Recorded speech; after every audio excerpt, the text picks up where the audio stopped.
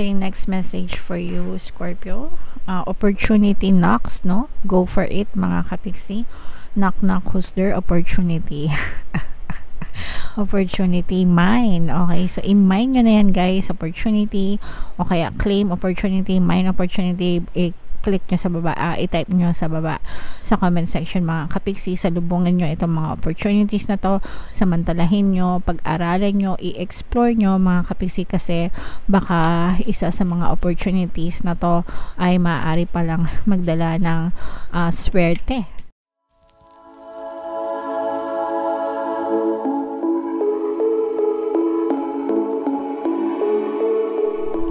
Hello guys, hello Scorpio, welcome back to Pinay Pixie Tarot.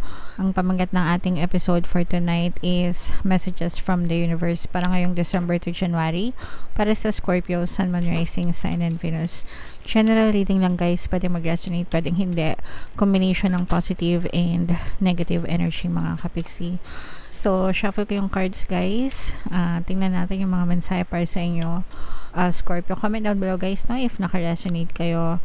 Ito ibig sabihin nito guys, be sensitive sa inyong nararamdaman. Use them as feedback, no? Yung emotions nyo, yan ay gamitin yung feedback sa kung ano yung pattern of thoughts nyo. Kasi kapag maganda yung iniisip nyo, maganda din yung nararamdaman nyo. Pag negative yung iniisip nyo, negative din yung nararamdaman nyo. So ask yourself, why do I feel this way? Ba't ganito yung nararamdaman ko? Anong iniisip ko? Okay?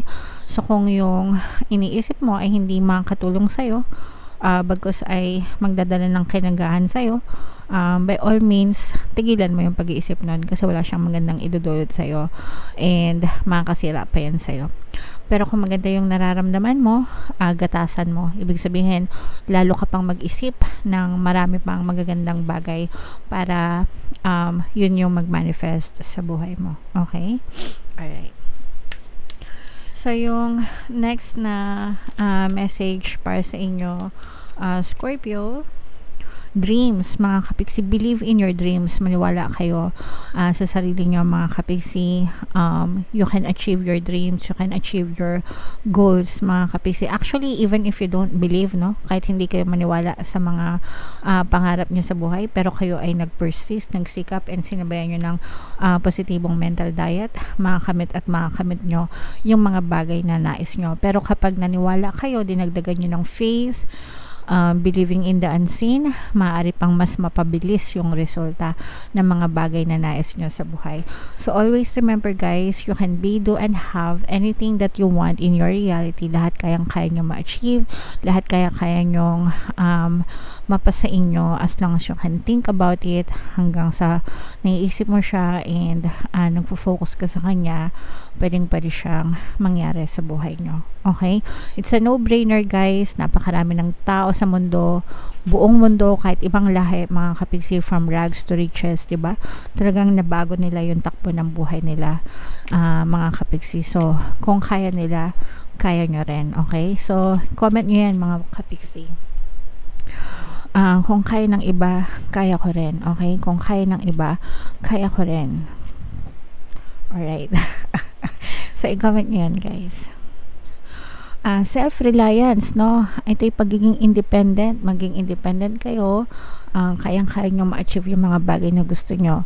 Huwag kayong matakot na maging independent, mga kapiksi. Huwag kayong matakot na tumayo sa sarili nyong mga paa. More often than not, guys, yung mga independent na tao, most of the time successful sila kasi pag nag-fail sila, pag nag-succeed sila, wala silang ibang sisihin, walang ibang tuturuin ng kamay kundi sila. Yung failure nila and yung success nila nakasalalay sa kanila. Okay? Kaya iniiwasan talaga nila mag-fail kasi alam nila na sila lang yung masisisi kapag nag-fail sila.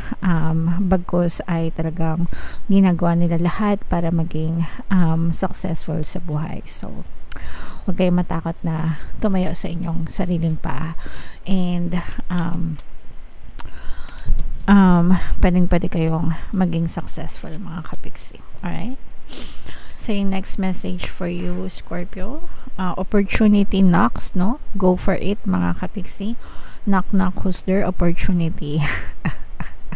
Opportunity, mine. Okay, so i-mine nyo na yan guys, opportunity, o kaya claim opportunity, mine opportunity, click nyo sa baba, i-type nyo sa baba sa comment section mga kapiksi. Salubungin nyo itong mga opportunities na to, samantalahin nyo, pag-aralan nyo, i-explore nyo mga kapiksi, kasi baka isa sa mga opportunities na to ay maaari palang magdala ng swerte, sandamakmak na swerte at kaligayahan sa inyong buhay. Okay, so wag nyo itong palampasin, make sure na i-explore nyo mga kapiksi. And another message guys, live life to the fullest, no? Papasok na yung 2024. Kung kayo ay nagmukmok, no, ng 2023 dahil sa mga problema na pinagdaanan nyo, wag nyo nang hayaan na ma-experience nyo siya ulit ngayong 2024 mga kapiksi. Sayang ang oras, sayang ang panahon, napakabilis lang ng panahon mga kapiksi. 'Di ba? Parang kailan lang pandemic nagkakagulo yung mga tao. Pero ngayon, 'di ba, ilang years na mahigit isang taon na tayong nakaka-recover, nakalampas sa pandemic, 'di ba? So back to normal na ulit. And pagising natin mamaya isang araw, lahat tayo may senior citizen card na. So 'di ba? So maiksi lang ang buhay guys, iwasan natin magmokmok, bagkus ay mag-enjoy tayo and magpasalamat tayo sa lahat ng blessings natin. And set your goals mga kapiksino. Ito tamang-tama ito kasi 2024 na, bagong taon, no? Bagong taon. Tapos na yung 2023. So, iset nyo na yung mga goals nyo, yung mga dreams nyo, yung mga pangarap nyo sa buhay, mga gusto nyo ma-achieve ngayong taon ng 2024. And then, i-assess nyo din guys kung ano yung mga na-achieve nyo ngayong 2023 and yung mga na-miss nyo. Okay? And then, kung gusto nyo pa ba siyang gawin, kung gusto nyo pa ba siyang balikan, kung the same pa rin ba yung desires nyo, pwede nyo siyang i-carry over sa 2024, or kung nagbago na ba, whatever. And then magplano kayo and make up your mind, magawa kayo ng mga strategies, kung ano yung makakatulong sa inyo para ma-achieve nyo yung mga desires nyo sa buhay. It's never too late mga kapiksi. Okay? Alright. So, yeah. Comment down below mga kapiksi if naka-resonate sa inyo yan. Bubunot pa tayo ng isang message for you guys. Shuffle ko muna to. Habang sinashuffle ko to, panoorin nyo muna itong video natin regarding sa ating paano mag-manifest ng abundance video course. Kapiksi, sawa ka na ba sa mga struggles at hirap sa buhay mo? Masipag ka ba at masikap sa buhay ngunit hindi ka pa rin umaasenso? Ilang beses ka na bang nag-attempt magnegosyo at mag-invest pero palagi ka pa rin nalulugi? Sa pagkakataon na ito ay maaaring may subconscious beliefs ka na nagiging balakid sa iyong pag-unlad at pagyaman. Introducing, paano mag-manifest ng abundance video course. Dito ay matututunan mong ma-overcome ang mga balakid mo para tuluyan ka ng umunlad, umasenso, sumagana, maging matagumpay, successful at maswerte sa iyong kabuhayan, pera, trabaho, negosyo, salapi at kaperahan ng bonggang-bongga. Dali, mag-send na ng email sa pinoypixie@gmail.com at simulan na ang iyong pagyaman ngayon.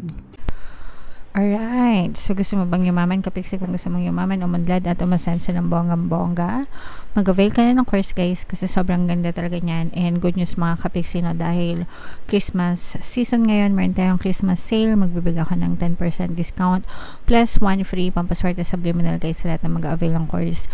Kaya mag-avail na kayo mga kapiksi. Meron din tayong email coaching, manifest your desires using the law of attraction. If meron kayo mga specific na gusto nyong i-manifest, pwedeng love and relationship, pwedeng money or career, pwede kayo magpabook ng email coaching session with me. Mag-send lang kayo guys ng email sa pinoypixie@gmail.com. So ito guys, yung message para sa inyo. Basahin ko muna tapos mamaya pakinggan natin yung mensahe. We have action. Now is the time to act. Opportunities are here. Move forward with confidence. Your talents will always help you land on the pinnacle. Your quick wit and keen senses will lead you to success. So ito yung sinasabi natin guys, no, na opportunities, you have to take action, no? Ngayon yung tamang pagkakataon para umaksyon kayo. Mga kapiksi, magplano, umaksyon, tawag dito, wag matakot na tumayo sa inyong sariling mga paa, umaksyon para sa ika-achieve ng mga dreams nyo, mga kapiksi. And nandito yung mga opportunities, no? Opportunities are here, mga kapiksi. Kumakatok siya sa inyo. You have to have confidence, guys. Move forward with confidence. Maniwala kayo sa sarili nyo. Don't be afraid to fly solo. Wag kayong matakot maging independent. Wag kayong matakot na tumayo sa sarili nyong mga paa. Your talents will always help you land on the pinnacle. Yung mga talent nyo, yung mga skills nyo, dadaling kayo nyan sa tamang landas, no? Sometimes yung mga skills and talents natin, or most of the time talaga, yan yung magbibigay sa inyo ng pag-unlad and pag-asenso sa buhay, mga kapiksi, no? Yung keen senses nyo, guys, dadaling kayo nyan para magtagumpay kayo sa buhay nyo. So, wag nyong i-take for granted yung mga sarili nyong kakayahan, mga kapiksi, bagkus ay i-explore nyo, alagaan nyo, i-enhance nyo, mag-aral kayong mabuti, diba? Mag-practice kayong mabuti, believe in yourself, and malayong malayo pa yung mga pwede nyong marating sa buhay. Alright? Okay, so yan ang mga messages para sa inyo, Scorpio. Comment down below, guys, if naka-resonate kayo sa mga messages para sa inyo. Guys, ito yung ating 2024 kapalaran. Kung hindi nyo pa napapanood, panoorin nyo na. Super nice, super ganda. And ito naman yung ating success stories ng paano mag-manifest ng abundance video course. Click here to subscribe, guys. Thank you for liking, sharing, and subscribing. And see you again next time. I love you all. Have a nice day. Bye-bye.